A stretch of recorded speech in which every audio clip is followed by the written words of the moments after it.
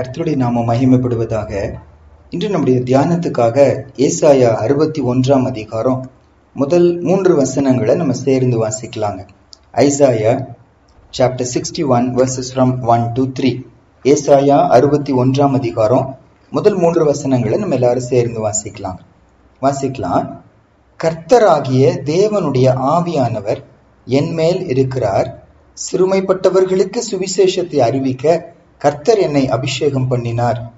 இருதயம் நொறுங்குண்டவர்களுக்கு காயம் கட்டுதலையும், சிறைப்பட்டவர்களுக்கு விடுதலையையும், கட்டுண்டவர்களுக்கு கட்டவிழ்த்தலையும் கூறவும், கர்த்தருடைய அனுக்கிரக வருஷத்தையும் நம்முடைய தேவன் நீதியை சரிக்கட்டும் நாளையும் கூறவும், துயரப்பட்ட அனைவருக்கும் ஆறுதல் செய்யவும், சீயோனிலே துயரப்பட்டவர்களை சீர்படுத்தவும், அவர்களுக்கு சாம்பலுக்கு பதிலாக சிங்காரத்தையும், துயரத்துக்கு பதிலாக ஆனந்த தைலத்தையும், ஒடுங்கின ஆவிக்கு பதிலாக துதியின் உடையையும் கொடுக்கவும் அவர் என்னை அனுப்பினார். அவர்கள் கர்த்தர் தம்முடைய மகிமைக்கென்று நாட்டின நீதியின் விருட்சங்கள் எண்ணப்படுவார்கள். இந்த ஏசாயா 61 அதிகாரம் மேசியாவை குறித்து தீர்க்க தரிசனமாய் உரைக்கப்பட்ட ஒரு வேத வசனம்.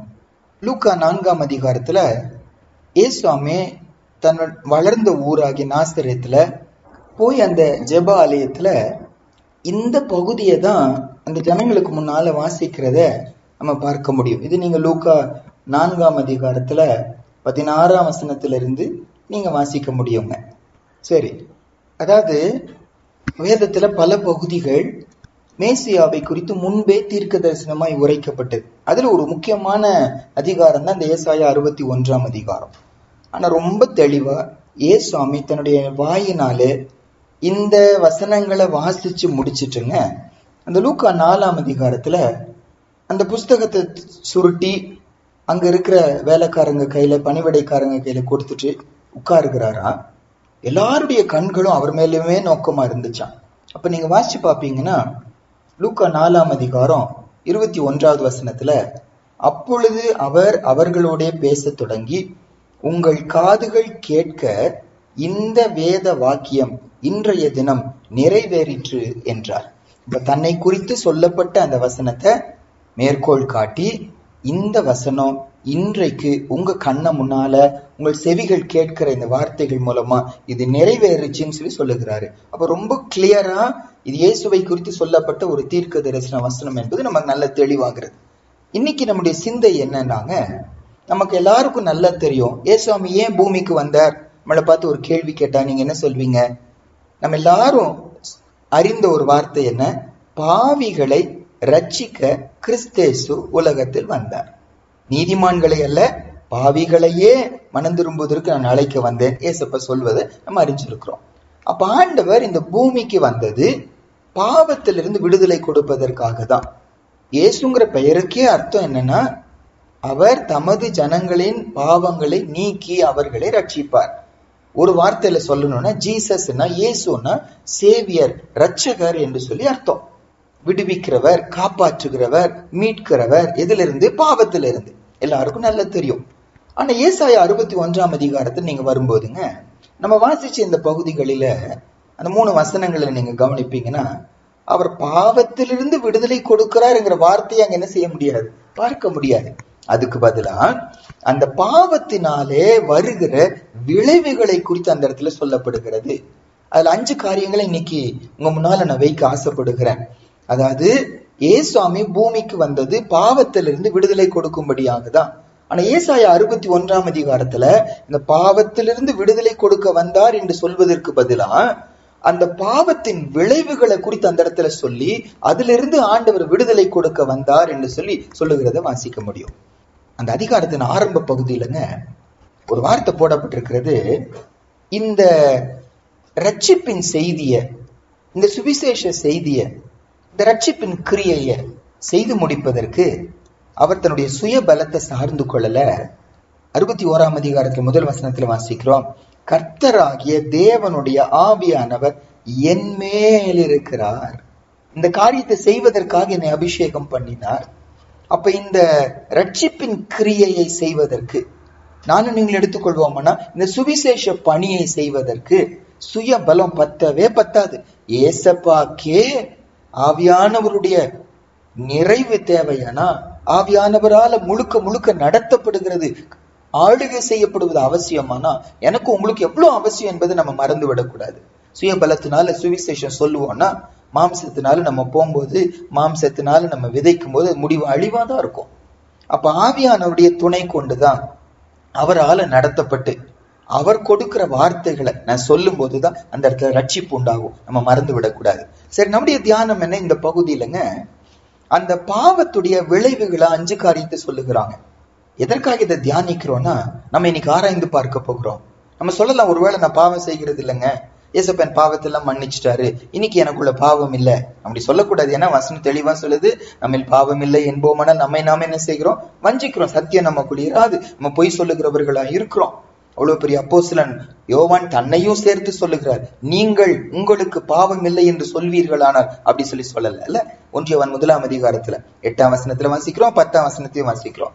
நமக்கு பாவம் இல்லை என்று சொல்வோமானால் அப்ப நமக்குள்ள பாவம் இருக்கு என்பதை நம்ம புரிந்து கொள்ளணும். அந்த பாவத்தின் விளைவுகள் என்ன? இந்த வசனம் என்ன சொல்லுது? நம்ம ஆராய்ந்து பார்க்கணும். என்ன, பாவத்தோடு கூட நம்ம மறிப்போனா முடிவு பரலோகமா இருக்காது. தீட்டுள்ளதும் அருவருப்பையும் பொய்யையும் நடப்பிக்கிற ஒன்றும் என்ன செய்யாது, அந்த ராஜ்யத்துக்குள்ள நுழையாதுன்னு வசனம் சொல்லுது. அப்ப எனக்குள்ள பாவம் இருக்கா இல்லையா என்பதை நான் என்ன செய்யணும்? நான் யோசித்து பார்க்கணுமே, சோதித்து பார்க்கணுமே. இந்த ஏசாயா 61ஆம் அதிகாரம் முதல் 3 வசனம் அழகா நமக்கு வெளிப்படுத்துகிறது. முதல் காரியம் என்ன சொல்லி போட்டிருக்குன்னு அந்த வசனத்துலங்க, நீங்க ஏசாயா 61ஆம் அதிகாரம் முதல் வசனத்துக்கு வாங்க. சிறுமைப்பட்டவர்களுக்கு சுவிசேஷத்தை அறிவிக்க கர்த்தர் என்னை அபிஷேகம் பண்ணினார். கிறிஸ்துங்கிற வார்த்தைக்கு அர்த்தமே என்ன? த அனாயிண்டட் ஒன், அபிஷேகம் பண்ணப்பட்டவர். கிரேக்க மொழியில கிறிஸ்து, எபிரேய மொழியில மேசியா, ரெண்டும் சேம் மீனிங் தான். அபிஷேகம் பண்ணப்பட்டவர் என்று சொல்லி அர்த்தம். அப்போ இந்த இயேசுவே இந்த பூமிக்கு மனிதனாய் வந்த நோக்கம் என்ன? பாவங்கள் இருந்து விடுதலை கொடுப்பதற்காக. இந்த பகுதியில அந்த பாவத்தின் முதல் விளைவா என்ன சொல்லி போடப்பட்டிருக்கு? சிறுமைப்பட்டவர்கள். Those who are in humility, who are humiliated, who are afflicted. ஆங்கிலத்தில் பல வார்த்தை போடப்பட்டிருக்கிறது. சவுல் ராஜாவுக்கும் தாவீது ராஜாவுக்கும் பெரிய வித்தியாசம் என்ன? சவுல் வர வர வர வர பலவீனப்பட்டுட்டே போனாங்க, குன்றி கொண்டே போனாங்க, குறைந்துட்டே போனாங்க. தாவீதோ வர வர விருத்தி அடைந்தான், பலன் அடைந்தான், வளர்ந்து கொண்டே போனாங்க, தேறினவர்களா மாறினாங்க. ஒரு நீதிமானுடைய பாதை நடுப்பகல் வரைக்கும் அதிகமாய் பிரகாசிக்கிற சூரிய வெளிச்சத்தை போல, பிரகாசத்தை போல இருக்கும் என்று சொல்லி நீதிமொழிகள் 4ஆம் அதிகாரத்துல வாசிக்கிறோம். அப்ப கொஸ்டின் என்ன இன்னைக்கு? என்னுடைய வாழ்க்கையில நான் சிறுமைப்பட்டவனாய் நான் இருப்பேனானா? இது பணத்துல ஏழ்மையை குறித்து சொல்லப்படல, நல்லா புரிந்து கொள்ளணுங்க. பழைய ஏற்பாடுல பல நேரம் ஆசீர்வாதங்கள் சரீர பிரகாரமான உலக பிரகாரமான ஆசீர்வாதங்களை மேன்மையா சொல்லப்பட்டது போல தெரிஞ்சாலும் இதையெல்லாம் புதிய ஏற்பாட்டுடைய ஒரு நிழல் தான். புதிய ஏற்பாட்டுல நீங்க வாசிக்கும் போது ஆவிக்குரிய சகல ஆசீர்வாதத்தினால் நம்மை ஆசீர்வதித்து இருக்கிறார். என்னை உன்னதங்களிலே அவரோடு கூட உட்கார வைத்தார். நீங்க மேலானவைகளை நாடுகிறவர்களா இருக்கணும். எந்த மேலானவைகள்? கிறிஸ்து தேவனுடைய வலது பாரசத்தில் வீற்றிருக்கிற அந்த இடத்தில் உள்ள மேலானவைகளையே நாடுங்கள், அதையே நீங்க தேடுங்கள், பூமிக்குரியவைகளை அல்ல. இந்த பூமிக்குரியவர்களை நம்ம தேடுவோம், ஆனா நம்ம அஞ்ஞானிகளாய் இருக்கிறோம். இவைகள் அஞ்ஞானிகளை தான் நாடி தேடுகிறாங்க, உலகத்தார் நாடி தேடுகிறாங்க. நானும் நீங்களும் உலகத்தார் அல்ல. ஏசப்பா உலகத்திலிருந்து நம்ம பிரித்து எடுத்துட்டாரு. அப்ப நம்முடைய ஏக்கம், பாரம், வாஞ்சை எல்லாம் என்ன? மேலானவைகளை தான் தேடணும். அதுதான் நமக்கு ஆசீர்வாதமா இருக்கணும். அப்ப இந்த இடத்துல சிறுமைப்பட்டவர்கள் என்று சொல்லி வரும்போது காசுல, சுகத்துல, பூமிக்குரிய காரியத்துல ஏழைகள் என்பதை விட ஆவிக்குரிய வாழ்க்கையில நான் சிறுமைப்பட்டவனாய் இருக்கிறேன். எனக்குள்ள பரிசுத்தம் இல்ல, எனக்குள்ள அன்பு இல்ல, எனக்குள்ள கர்த்தர் விரும்புகிற மன்னிப்பு இல்ல. அப்ப பாவத்தின் ஒரு விளைவு என்ன? ஆவிக்குரிய வாழ்க்கையில நான் ஒரு தரித்திரனாய் இருக்கிறேன். ஆவிக்குரிய வாழ்க்கையில நான் ஜீரோவாய் இருக்கிறேன், நான் ஒன்றுமில்லாதவனாய் இருக்கிறேன். யோசிச்சு பார்க்கலாமாங்க? பாவம் மன்னிக்கப்பட்டிருக்குன்னு சொல்லுகிற எனக்குள்ள, உங்களுக்குள்ள ஆவிக்குரிய ஆசீர்வாதங்கள் வளர்ந்து கொண்டே இருக்கிறதா, அல்லது சவுல் ராஜாவை போல குன்றி குன்றி குன்றி போய்கொண்டே இருக்கிறதா? கர்த்தரை அறிவதற்கு முன்பதாக இருந்த நீதியின் வாழ்க்கை கூட இன்னைக்கு இல்லாம போயிடுச்சோ? ஒரு பிரதர் பகிர்ந்து கொண்டிருந்தாங்க. அவங்க கடையில இருக்காங்க, கடை வச்சிருந்தாங்க. அப்போ ஒரு சகோதரன் வேற மதத்துடைய சகோதரன் தான் வந்திருக்கிறாங்க. இவங்க காசு சேஞ்ச் கொடுக்கும் போது தெரியாம எக்ஸ்ட்ரா கொடுத்துட்டாங்க. அந்த பிரதரும் வாங்கிட்டு வீட்டுக்கு போயிட்டாங்க. ஆனா வீட்டுக்கு போனோன்னு ஓடி ஓடி ரிட்டர்ன் வருகிறாராம். பிரதர், நீங்க அதிகமா எனக்கு சில்லறை கொடுத்துட்டீங்கன்னு சொல்லி அந்த அதிகமான காசை ரிட்டர்ன் கொடுத்தாங்களாம். இவருக்கு ஒரே ஷாக் ஆயிடுச்சான். நான் கூட ஏசப்பா பிள்ளைன்னு சொல்லி சொல்லுகிறேன், எனக்கு ஏதாவது இப்படி கிடைச்சிச்சுன்னா லாபமா தான் நான் நினைப்பேன், நான் திருப்பி கொடுக்க மாட்டேன். கர்த்தரை அறியாத ஒரு சகோதரன் இப்படி நீதியா இருக்கிறாரே என்று நான் ஆச்சரியப்பட்டேன் என்று என்னோட கூட பகிர்ந்து கொண்டாங்க. இப்போ ஒருவேளை நம்ம ஆண்டவரை அறிவதற்கு முன்பதாக இந்த நீதி கூட இன்னைக்கு இல்லாம இன்னைக்கு கீழே கீழே போயிட்டே இருக்கிறோமா, சிறுமைப்பட்டு கொண்டே இருக்கிறோமா அப்படின்னு அர்த்தம் என்ன தெரியுமா? பாவ வாழ்க்கையில் இன்னும் நான் என்ன செய்யல, விடுதலை ஆகல. பாவத்தின் ஒரு வெளிப்பாடு என்ன, சிறுமைப்படுத்தப்படுதல். சங்கீதம் 106 அதிகாரம் 43 வசனத்துல ஒரு வசனம் வாசிக்கலாம் பாருங்க.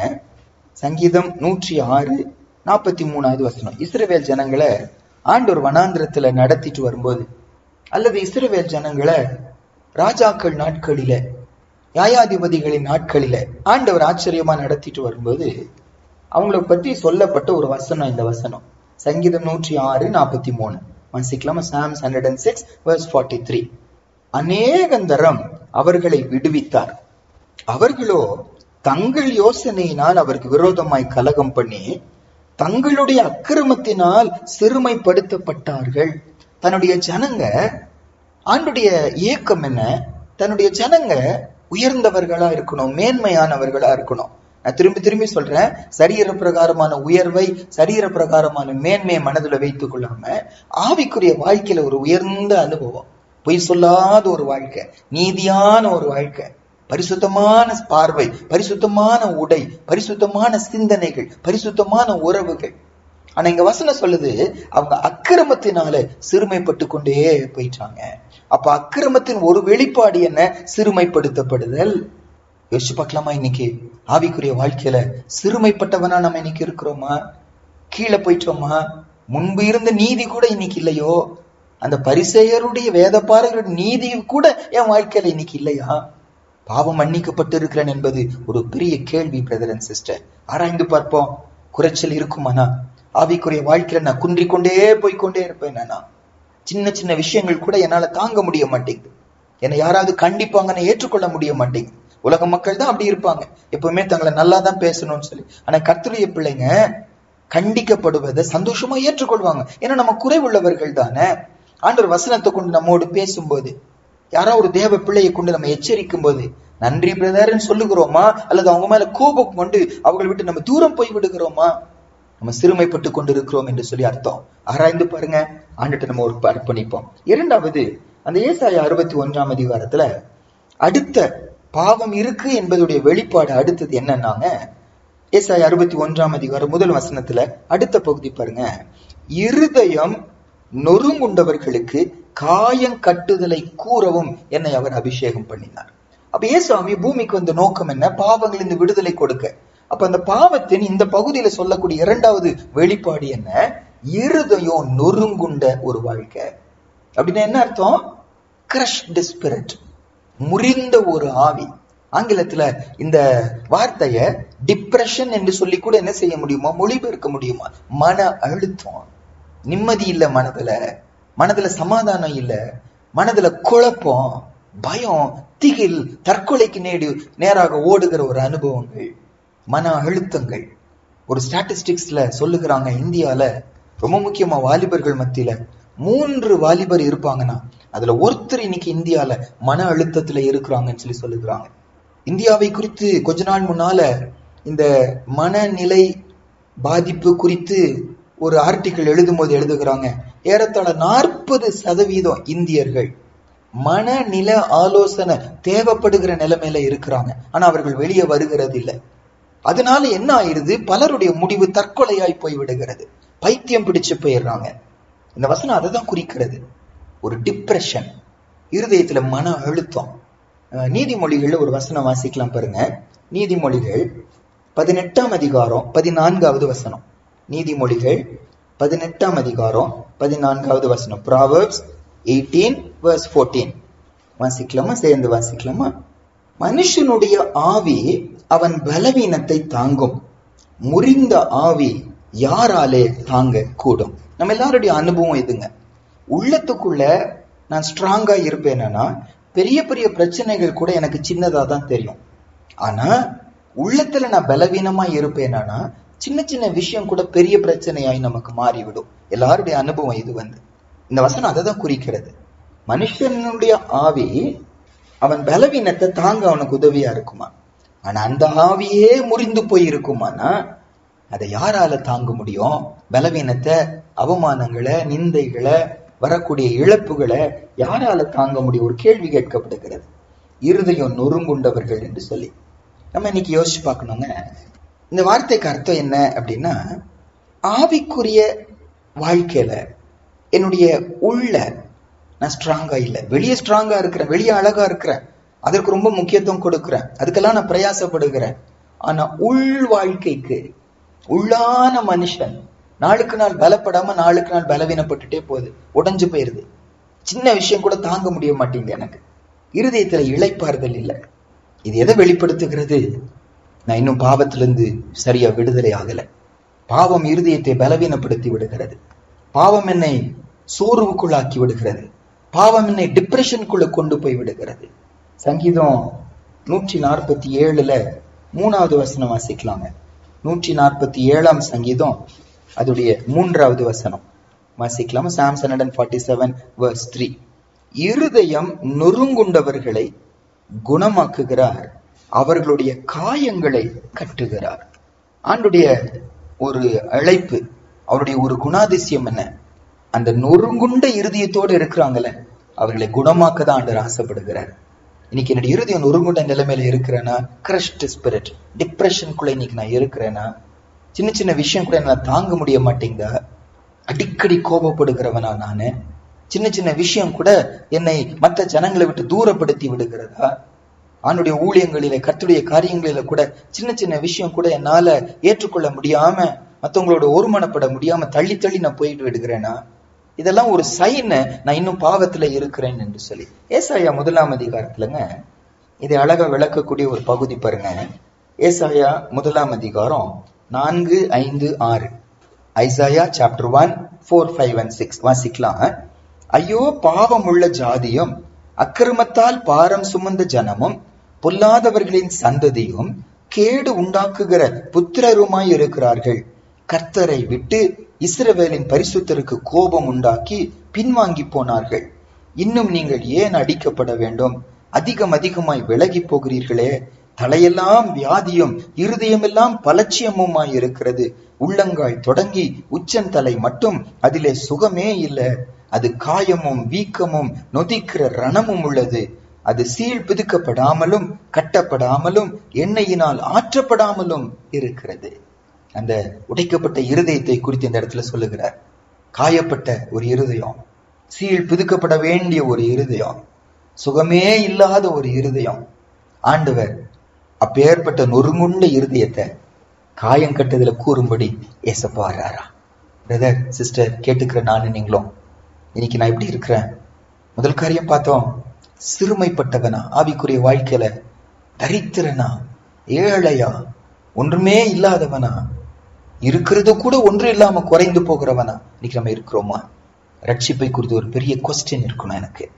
இரண்டாவது, டிப்ரெஷன்ல, மன அழுத்தத்துல, உள்ளான வாழ்க்கையில பலனே இல்லாம.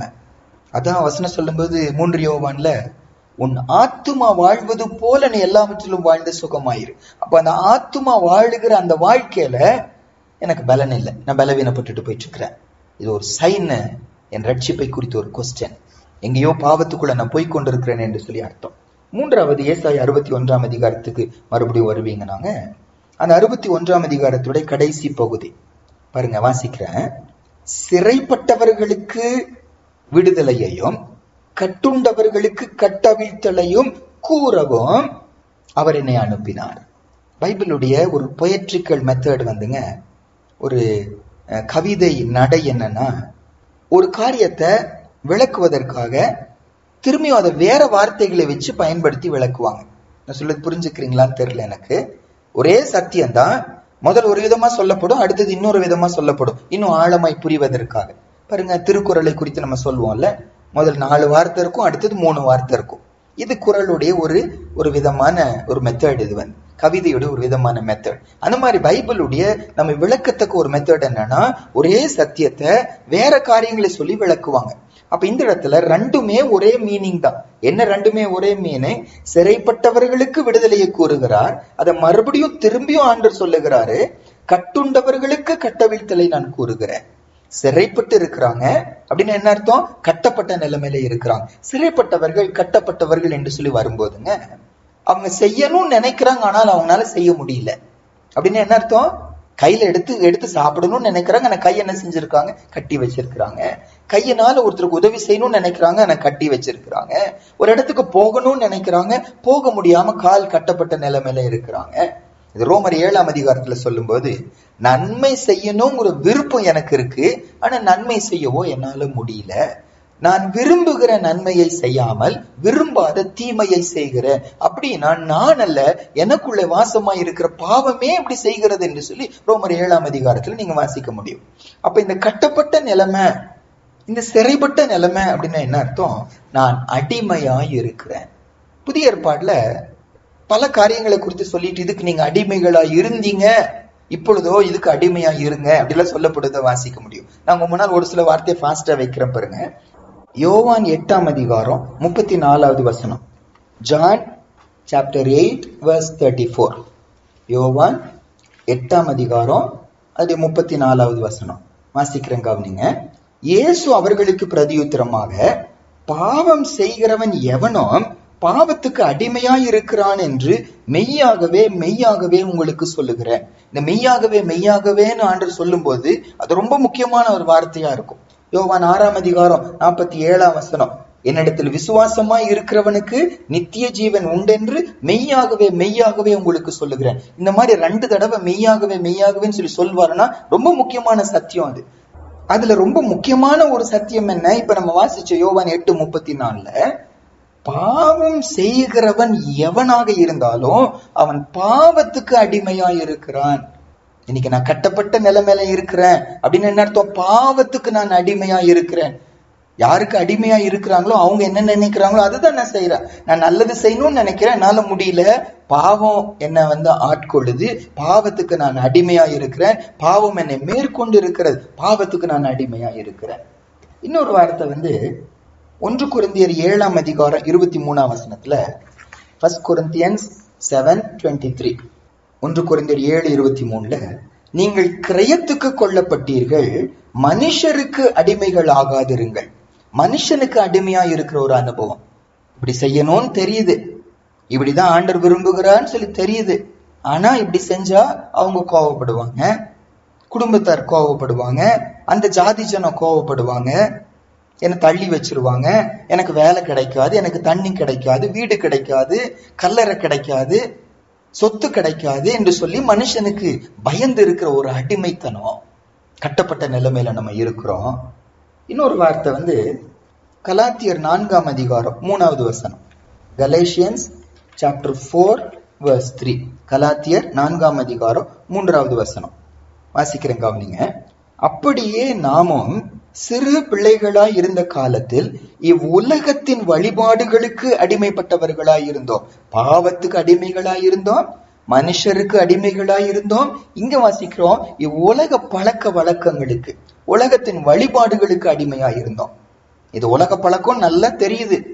நல்ல நேரம் பார்ப்பது, கெட்ட நேரம் பார்ப்பது, முகூர்த்த நேரம் பார்ப்பது, கோலம் போடுவது, ராக்காலம் சொல்லி சொல்றது, இப்படி எத்தனையோ பழக்க வழக்கங்கள். பூனை குறுக்க வந்துருச்சு, விதவை முன்னால வந்துட்டாங்க, பள்ளி கத்துது, என்னென்னலாம் உலக வழக்கங்கள். அதுக்கு நம்ம இன்னைக்கு அடிமைகளா இருக்கிறோம்னா நம்ம இன்னும் பாவத்துல இருக்கிறோம்னு சொல்லிதான் அர்த்தம். அது மாத்திரமல்ல, இன்னொரு வார்த்தை பாருங்க. தீத்துவின் புஸ்தகம் 3ஆம் அதிகாரம் 3வது வசனம். Titus chapter 3 verse 3. தீத்துவின் புஸ்தகம் 3ஆம் அதிகாரம் 3வது வசனம் வாசிக்கலாமா? ஏனெனில் முற்காலத்திலே நாமும் புத்தியினரும் கீழ்ப்படியாதவர்களும் வழிதப்பி நடக்கிறவர்களும் பலவித இச்சைகளுக்கும் இன்பங்களுக்கும் அடிமைப்பட்டவர்களும் துர்க்குணத்தோடும் பொறாமையோடும் ஜீவனம் பண்ணுகிறவர்களும் பகைக்கப்படத்தக்கவர்களாகவும் ஒருவர் ஒருவர் பகைக்கிறவர்களாயும் இருந்தோம். இங்க ஒரு அடிமைத்தனத்தை குறித்து சொல்லுகிறது. பலவித இச்சைகளுக்கும் இன்பங்களுக்கும் அடிமைப்பட்டவர்களாயிருந்தோம். இந்த மாதிரி சாப்பாடுக்கு அடிமை, இந்த மாதிரி அரிசிக்கு அடிமை. இன்னைக்கு எங்களுக்கு ரொம்ப ஆச்சரியமா இருக்கு. இந்த பால் தான் வாங்கணும், நாட்டுப்பால் தான் வாங்கணும், மாட்டுப்பால் தான் வாங்கணும், எருமைப்பால் தான் வாங்கணும், பண்ணையில போய் தான் வாங்கணும். ஆண்டுடைய பிள்ளைங்க காலையில எந்திரிச்சு சபைக்கு வர மாட்டேங்கிறாங்க, ஆனா காலையில எந்திரிச்சு பால் கடைக்கு போறாங்க. ருசிக்கு அடிமையானவர்களா நம்ம? இந்த மாதிரி பால் இருந்தாதான் நான் சாப்பிடுவேன், இந்த மாதிரி சர்க்கரை யூஸ் பண்ணாதான் சாப்பிடுவேன், இந்த மாதிரி இச்சைகளுக்கு இன்பங்களுக்கு நம்ம அடிமைப்பட்டு நிற்போமானா என் ரட்சிப்பை குறித்து ஒரு பெரிய கேள்வி. ஆணுடைய பிள்ளைங்க எல்லாத்துக்கும் எல்லாமாவும் அந்த ஆத்துமாவை ஆதாயப்படுத்திக் கொள்வதற்காக யோசிச்சு பார்ப்போம். நம்ம ஒரு பொருளை வாங்குவோம்னா அந்த கடைக்காரங்க ஆதாயப்படுத்தப்படணும்னு அந்த பொருளை நம்ம வாங்குறோம். நமக்கு எது இருந்தாலும் ஸ்தோத்திரம் பண்ணி புசிச்சா கர்த்தர் அதை ஆசீர்வதிக்கிறார். நமக்கு விலை குறைவு என்று வாங்குகிறது இல்ல, அந்த கடைக்காரங்களோடு பழகுகிறோம். அவங்க இயேசுவின் அன்பனை சொல்லணுமே ஆண்டவரே, அந்த நோக்கம் தான் நம்ம பழகுகிறோம். யோசிச்சு பார்க்கணும், இன்பங்களுக்கும் இச்சைகளுக்கும் நம்ம அடிமையா இருக்கிறோமா? எபிரேயர் 2ஆம் அதிகாரத்துல ஆண்டவர் இந்த பூமிக்கு வந்த ஒரு நோக்கத்தை சொல்லிட்டுங்க ஒரு வார்த்தை பாருங்க. எபிரேயர் 2ஆம் அதிகாரம் 14-15, Hebrews chapter 2:14 and 15. எபிரேயர் 2:14-15 கவனிங்க. ஆதலால் பிள்ளைகள் மாம்சத்தையும் இரத்தத்தையும் உடையவர்களாயிருக்க அவரும் அவர்களைப் போல மாம்சத்தையும் இரத்தத்தையும் உடையவரானார். மரணத்துக்கு அதிகாரியாகிய பிசாசானவனை தமது மரணத்தினாலே அழிக்கும்படிக்கும் ஜீவ காலமெல்லாம் மரண பயத்தினாலே அடிமைத்தனத்துக்கு உள்ளானவர்கள் யாவரையும் விடுதலை பண்ணும்படிக்கும் அப்படியானார். பிசாசுக்கு அடிமையா இருக்கிறோம், மரண பயத்துக்கு அடிமையா இருக்கிறோம், ஜீவ காலமெல்லாம். இதாச்சும் நடந்துருமோ, இப்படி ஏதாவது நடந்துருமோ யோசிச்சு பார்க்கலாம். பாவத்துக்கு அடிமையா இருக்கிறோமா? இன்னைக்கு மனுஷருக்கு நம்ம அடிமையா இருக்கிறோமா? உலக பழக்க வழக்கங்களுக்கு வழிபாடுகளுக்கு நம்ம இன்னைக்கு அடிமையா இருக்கிறோமா? சிற்றின்பங்களுக்கு இச்சைகளுக்கு இன்னைக்கு நம்ம அடிமையா இருக்கிறோமா? பிசாசுக்கு நம்ம இன்னைக்கு அடிமையா இருக்கிறோமா? பாவம் மன்னிக்கப்பட்டது என்பது ஒரு பெரிய கொஸ்டினுங்க. ஆண்டவர் சொல்லுகிறாரு, சிறைப்பட்டவர்களுக்கு விடுதலையை கூறும்படியாக, கட்டுண்டவர்களுக்கு கட்டவிழ்த்தலை கூறும்படியாக தான் நான் வந்தேன். அவர் சொன்னாருன்னா நடக்கும், அதை சொல்வதற்காக வந்தார், அதை செய்து முடிப்பதற்காக சிலுவைக்கு போனார். இன்னைக்கு அந்த அவர் வந்த நோக்கம் எனக்குள்ள நிறைவேறவில்லையானா நான் இன்னும் பாவத்துல இருக்கிறேன்னு சொல்லிதான் அர்த்தம். சிறுமைப்பட்ட வாழ்க்கையா எனக்கு, டிப்ரெஷன் வாழ்க்கை, ஆவியில நொறுங்குண்ட ஒரு வாழ்க்கையா எனக்கு இன்னைக்கு, கட்டப்பட்டவனா, அடிமைத்தனத்து நுகத்துக்கு உட்பட்டவனா இன்னைக்கு நம்ம இருக்கிறோமா? பாவ வாழ்க்கையில இருக்கிறோம். இன்னும் 2 காரியத்தை பார்த்து முடிக்க போகிறோம். 2வது வசனத்துக்கு வரலாம். ஏசாயா 61ஆம் அதிகாரம் 2வது வசனம். ஐசாயா 61:2 வாசிக்கலாம். கர்த்தருடைய அனுக்கிரக வருஷத்தை கூறும்படியாக நான் வந்தேன். கர்த்தருடைய அனுக்கிரக வருஷத்தை கூறும்படியாக வந்தேன். The acceptable time of the Lord, the year of favor, year of kindness. 4வது காரியம், அனுக்கிரகம் பெறாம இருந்தவர்கள். அனுக்கிரகம்னா என்ன அர்த்தம் பாருங்க. நாங்க ஒரிசால இருக்கும்போது கிருபை என்று சொல்லி சொல்லுகிறதுக்கு பதிலா அங்க அனுக்கிரகம் அப்படிம்பாங்க. இப்ப நம்ம இங்க சொல்லுவோம்ல, கர்த்தருடைய கிருபையினால நல்லா இருக்கிறோம்னு சொல்லி சொல்றது போல அங்க என்ன சொல்லுவாங்க? பிரபுங்குற அனுகிரகரே மூ பல வச்சு, கர்த்தருடைய கிருபையினால நான் நல்லா இருக்கிறேன். அப்ப கிருபைக்கு இன்னொரு வார்த்தை என்ன? அனுக்கிரகம் என்று சொல்லி. அப்ப இதை யாரை குறித்து இயேசுப்பா சொல்லுகிறாரு?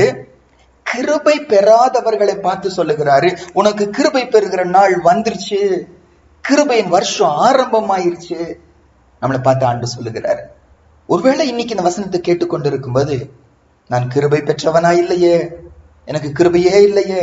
ஆபிரகாமுக்கு கர்த்தருடைய கண்களில் கிருபை கிடைச்சிச்சு, நோவாவுக்கு கர்த்தருடைய கண்களில் கிருபை கிடைச்சிச்சு.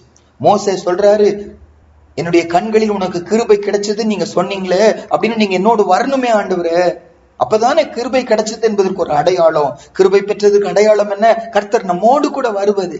அதான் நம்ம விசேஷித்தவர்களாய் ஆக்கும். யாத்திராகமம் 33ஆம் அதிகாரத்தில் நம்ம இதை வாசிக்கிறோம். மரியாளை பார்த்து சொல்லப்பட்டது, கிருபை பெற்றவளே நீ வாழ்க, கிருபை பெற்றவளே நீங்க வாழ்க என்று சொல்லி. இயேசு இந்த பூமியில வருவதற்கு அவங்களுடைய கர்ப்பம் பயன்படுத்தப்பட்டது. என்னை ஆண்டு இன்னைக்கு பயன்படுத்துறாரா? அவருடைய பணி செய்வதற்கு என்னை தெரிந்து கொண்டாரா? அவருடைய வல்லமை விளங்குற பாத்திரமாய் பயன்படுத்துகிறாரா? அல்லது கிருபை பெறாதவளாய் நான் இன்னைக்கு இருக்கிறேனா? ஏசாயா 62ஆம் அதிகாரம் 4ஆம் வசனத்துல 2 பெயர்கள் சகோதரிகளுக்கு பல நேரம் கர்த்தருடைய பிள்ளைங்க மத்தியில இந்த பெயர்கள் சூட்டப்படுவதை நம்ம பார்க்க முடியும். இந்த வசனத்தை கேட்டுக்கொண்டிருக்கிற ஒரு சிலர் கூட இந்த பெயரோடு நீங்க இருக்கலாம். ஏசாயா 62:4 நீ இனி கைவிடப்பட்டவள் என்னப்படாமலும் உன் தேசம் இனி பாழான தேசம் என்னப்படாமலும் நீ எப்சிபா என்றும் உன் தேசம் பியூலா என்றும் சொல்லப்படும். கர்த்தர் உன்மேல் பிரியமாய் இருக்கிறார், உன் தேசம் வாழ்க்கைப்படும். எப்சிபான என்ன அர்த்தம்? அதே வசனத்துல போடப்பட்டிருக்கிறது, கர்த்தர் உன்மேல் பிரியமாய் இருக்கிறார். His delight is in you. எப்சிபான அர்த்தம். பியூலான அர்த்தம் என்ன? மேரிட். உன் தேசம் வாழ்க்கைப்படும். இனி நீ தனிமையானவள் அல்ல, நீ கைவிடப்பட்டவள் அல்ல, நீ பாழானவள் அல்ல, நீ பிரயோஜனமற்றவள் அல்ல, தனிமையானவங்க அல்ல. கர்த்தர் உன் நாயகராய் உன்னோடு இருக்கிறார். கர்த்தருடைய கிருபையை பெற்றவங்க நீங்க. அப்போ கர்த்தருடைய கிருபையை பெறாதவர்கள் தனிமையா வாழ்க்கை வாழுகிறாங்க. யாருமே எனக்கு இல்ல, விசாரிக்கிறவங்க இல்ல, அன்பு இல்ல எனக்கு.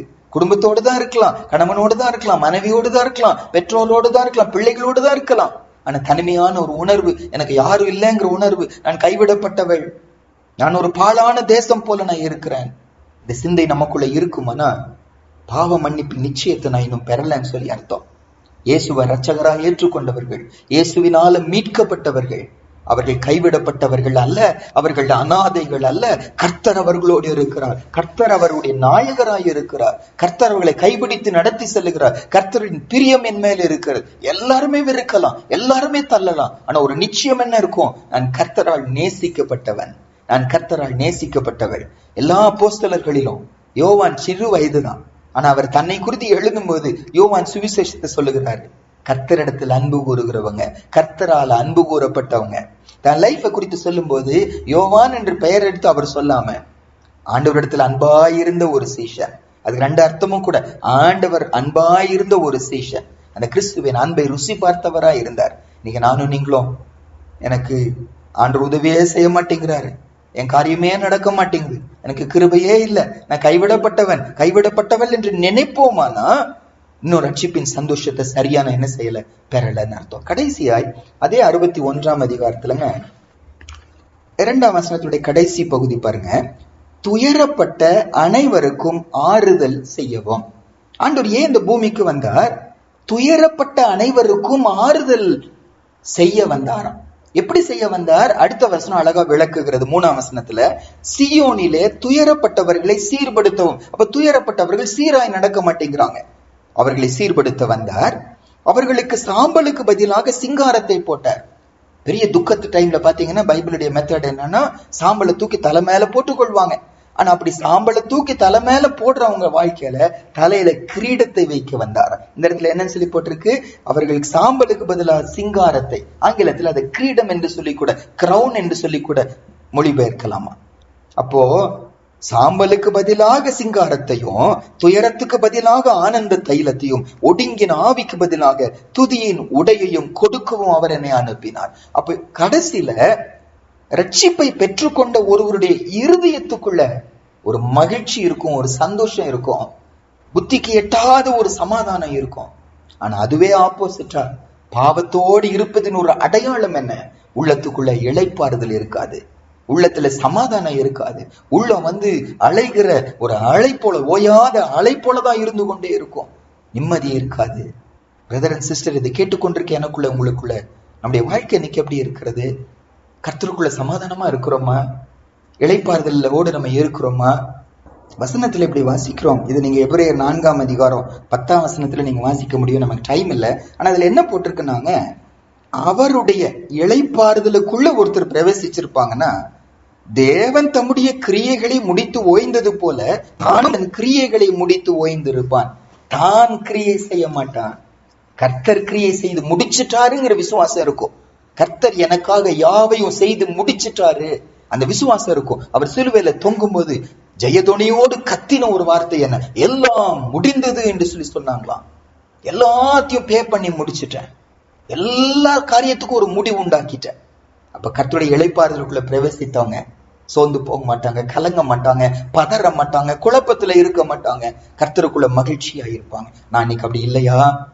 எப்ப பார்த்தாலும் குழப்பம், நிம்மதி இல்லாம இருக்கிறேன்னா, இதே ஏசாயால 2 வசனம் 2 இடத்துல இந்த வார்த்தை ரிப்பீட் பண்ணப்பட்டிருக்கோம். நீங்க அப்புறம் பாருங்க, ஏசாயா 48ஆம் அதிகாரம் 22ஆம் வசனத்திலையும், ஏசாயா 57ஆம் அதிகாரம் 21வது வசனத்திலையும் என்ன சொல்லி போட்டிருக்குன்னா, துன்மார்க்கருக்கு சமாதானம் இல்லை என்று என் தேவன் சொல்லுகிறார். துன்மார்க்கருக்கு சமாதானம் இல்லை என்று கர்த்தர் சொல்லுகிறார். டெஸ்ட் பண்ணி பார்ப்போமா? என் உள்ளத்துக்குள்ள இளைப்பாறுதல் உண்டா? அல்லது துயரப்பட்டவனா இருக்கிறேனா? சாம்பல தலைமையில போடுகிறவனா இருக்கிறேனா? ஒடுங்கின ஆவி உடையவனா இருக்கிறேனா? நான் இன்னும் ரட்சிப்பின் சந்தோஷத்தை சரியா பெறல. இது ஒரு நல்ல நேரம் ஆண்டுட்டு ஒப்பு கொடுக்கலாம். ஆண்டவரே, என்னை ரட்சிப்பதற்காக தானே இந்த பூமிக்கு வந்தீங்க. ஆனா நான் ரட்சிக்கப்பட்டேன்னு நான் சொல்லுகிறேன். ஆனா இன்னும் நான் சிறுமைப்பட்டவனா தான் இருக்கிறேனப்பா. நான் ரட்சிக்கப்பட்டேன்னு சொல்லுகிறேன். ஆனா இன்னும் நான் டிப்ரெஷன்ல தான், மன அழுத்தத்துல தான் இருக்கிறேன். நான் அடிமைப்பட்டவனா சாத்தானுக்கு, உலகத்துக்கு, உலக வழக்க வழக்கங்களுக்கு, மனுஷருக்கு, பிசாசுக்கு, சிற்றின்பங்களுக்கு அடிமைப்பட்டவனா நான் இருக்கிறேனே. ரட்சிக்கப்பட்டேன்னு சொல்லி சொல்லுகிறேன். ஆனா கிருபை பெற்றவனா போல என் வாழ்க்கை இல்லையே ஆண்டவரே. கிருபை பெறாதவனை போலதான் நான் இன்னைக்கு இருக்கிறேன். ரட்சிக்கப்பட்டேன்னு சொல்லி சொல்லுகிறேன். ஆனா நீங்க கொடுக்குற அந்த சந்தோஷம், மகிழ்ச்சி, சமாதானம் எனக்குள்ள இல்லையே. துயரத்தோடு தான் நான் வாழ்ந்துட்டு இருக்கிறேன். இன்னைக்கு ஒப்பு கொடுப்போமா? சேர்ந்து ஜெபிப்போமா? மகா பரிசுத்தம் உள்ள எங்க நல்ல பெருமை தகப்பனே, அன்று இன்னைக்கு எங்களோடு நீங்க பேசின வசனங்களுக்காக உமக்கு நன்றி அப்பா. எங்களுக்கு ரட்சிப்பை கொடுக்கதான் இந்த பூமிக்கு வந்தீங்க. எங்களை விடுதலையாக்க தான் வந்தீங்க. நாங்க பாவத்துக்கு அடிமையா இருக்கிறோம்னு அவசியம் இல்லை சுவாமி. இன்னைக்கு எங்களோடு நீங்க பேசி இருக்கிறீங்க, அதற்காக நன்றி செலுத்துக்கிறோம். நாங்க ஒருவேளை ஏமாந்து போய் கொண்டிருக்கலாம். ஆனா இன்னைக்கு எங்களை ஆராய்ந்து பார்க்க வச்சீங்க. ஆவிக்குரிய வாழ்க்கையில நீ இன்னும் ஏழ்மையாவே, தரித்திரனாவே இருக்கிறாயா? இருதயம் நொறுங்குண்டவனா? ஒரு மன அழுத்தத்தோட எப்பொழுதும் வாழ்க்கை இருந்து கொண்டு இருக்கிறதா? பாவத்துக்கு, மனுஷனுக்கு, பிசாசுக்கு, உலக பழக்க வழக்கங்களுக்கு, சிற்றின்பங்களுக்கும், இச்சைகளுக்கும் அடிமைப்பட்டவர்களா தான் நாங்க இருக்கிறோமா? கிருபை பெறாதவர்களை போல எங்க வாழ்க்கை இன்னைக்கு இருக்கிறதா? துயரம் நிறைந்தவர்களா இன்னைக்கு நாங்க இருக்கிறோம்னா நீங்க எங்களோட பேசுனீங்க சுவாமி. இந்த ரட்சிப்பின் சந்தோஷத்தை நீ இன்னும் பெறல என்று சொல்லி ஆண்டவரே, எங்களை ஆராய்ந்து பார்த்து இன்னைக்கு நாங்க ஒப்பு கொடுக்கிறோம். அந்த ரட்சிப்பின் சந்தோஷத்தை பெற்றுக்கொள்கிற ஒரு நேரமா இருக்கட்டும். சிலுவையை நோக்கி பார்க்கிறோம். எங்களுக்காக எல்லாவற்றையும் செய்து முடித்த என் ஆண்டவருடைய அந்த ரட்சிப்பின் கிரியை நாங்க விசுவாசிக்கிறோம். இயேசுவின் நாமத்து நிமித்தம் இந்த வசனத்தை யாரெல்லாம் கேட்டு ஒப்பு கொடுக்கிறாங்களோ எல்லாருடைய வாழ்க்கையிலும் கர்த்தருடைய உண்மையான ஒரு மீட்பு இப்பொழுது உண்டாகட்டும். ஏசப்பா, அந்த பாவ மன்னிப்பின் சந்தோஷத்தை தாங்க சுவாமி. சங்கீதக்காரன் கதறுகிறபடி இந்த ரட்சணத்தின் சந்தோஷத்தை திரும்பவும் எனக்கு தாங்க. உற்சாக ஆவி என்னை தாங்கும்படி செய்யுங்க.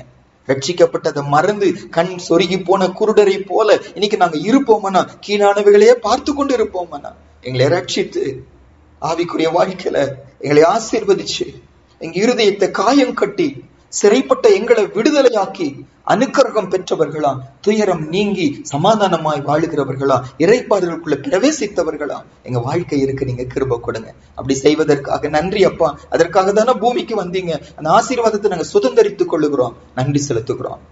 யாரெல்லாம் இந்த வார்த்தைக்கு ஒப்பு கொடுக்கிறோம், இன்றிலிருந்து இந்த ரட்சிப்பின் வாழ்க்கையில ஒரு மாற்றம் உண்டாவதற்காக உமக்கு நன்றி. துதி கன மகிமை உமக்கு செலுத்தி இயேசுவின் மூலம் ஜெபிக்கிறோம் நல்ல பிதாவே. ஆமென்.